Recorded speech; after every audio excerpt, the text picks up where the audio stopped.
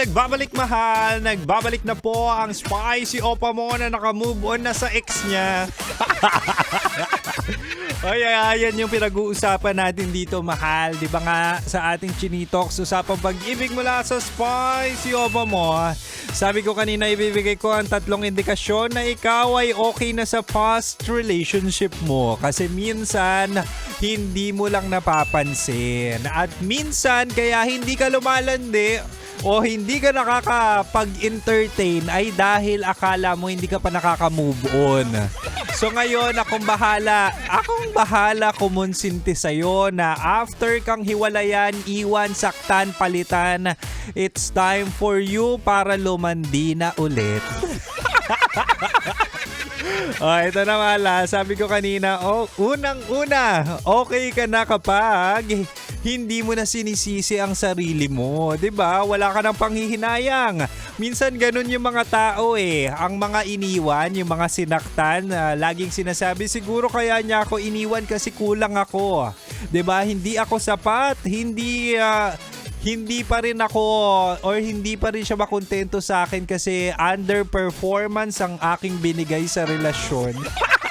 Di ba? Lagi mo sinisisi sarili mo na ikaw yung may pagkukulang.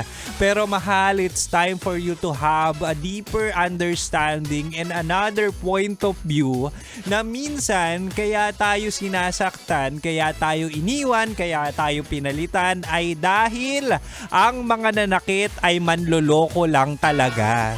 Di ba? Laging ganyan yung sisi kapag ikaw yung iniwan.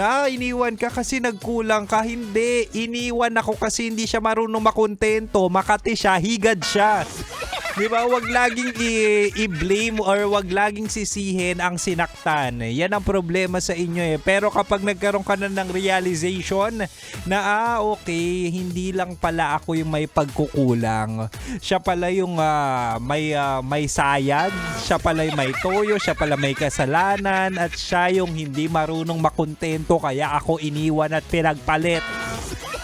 Diba? Gigil na gigil. Alam mo talaga si Kim Chino ay produkto ng maling tao.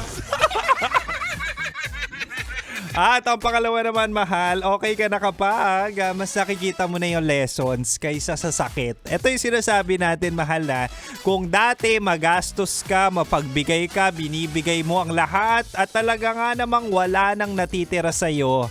Ngayon natuto ka na. Natuto ka na dapat palang magtira para sa sarili. 'Di ba?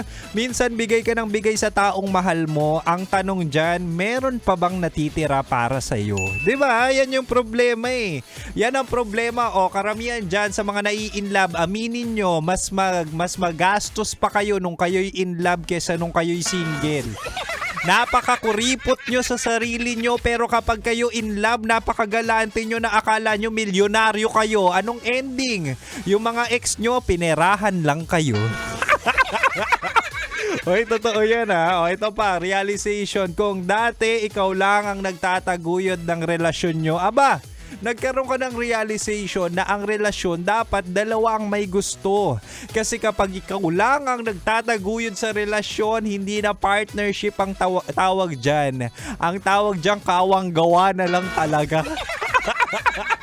Oy, pansinin niyo yan sa mga relasyon nyong hindi nag-workout. 'Di ba? Kung gusto nyong magstay, tumagal at humaba ang relasyon nyo, dapat dalawa kayo mag-a-adjust.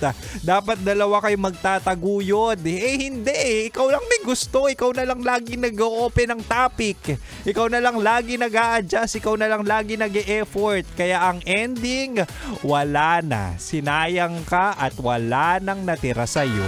'Di ba? Pero kapag nakita mo na yung lessons doon sa relasyon mo at hindi ka na nasasaktan, okay. May mga tao pala talagang dadaan sa buhay natin na bibigyan lang tayo ng lessons o di kaya bibigyan lang tayo ng character development. Ganun na lang natin tignan ang mga pagkakataon na tayo'y sinasayang at sinasaktan.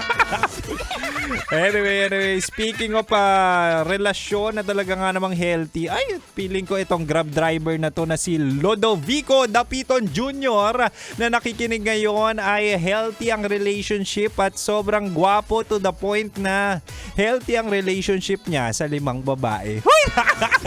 Shoutout sa iyo, shoutout. Maraming salamat sa pagtutok. Anyway, hanggang 9 p.m. pa naman si Kim Chino. But for now, balik na tayo sa music. Kaya naman dito ka lang sa 90.7 Love Radio. Kailangan pa bang i-memorize yan? Basic!